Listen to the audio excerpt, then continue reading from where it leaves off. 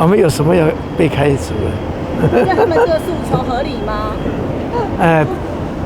不必去计较这些哈。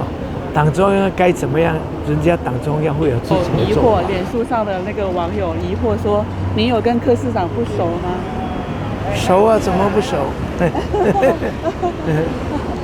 这个程度当然不一样嘛比如说几十年的老友，跟几年而偶然这个能够碰上一次的机会，的这样一个那个，反正那种熟度不太一样，不过还是很熟了，还是算很熟。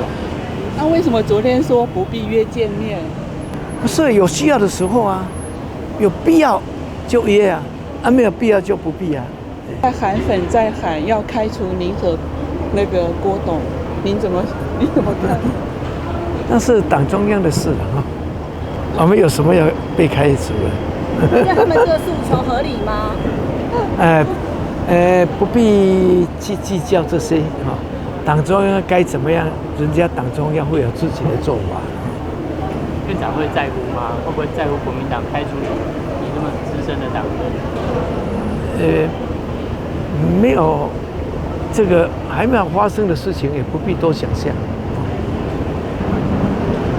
然后那个郭董想找您当那个竞选总部的主委或者是荣誉主委，您怎么看？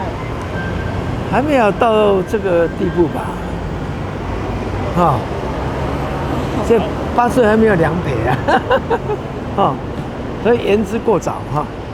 院长是结盟的事情还没有两撇吗？还是说选总统的事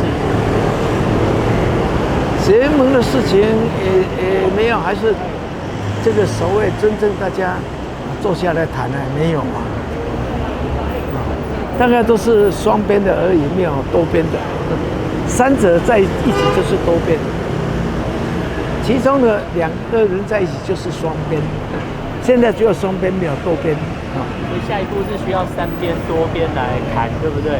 如果有这个目标的话，当然就是要多边一起谈了。到现在为止还没有多边的情况出现。昨天那个场合是我们2个人都受邀，是受邀。然后去当宾客，去参加最有意义的823的一个纪念活动，只有仅此一此其他都是个人的想象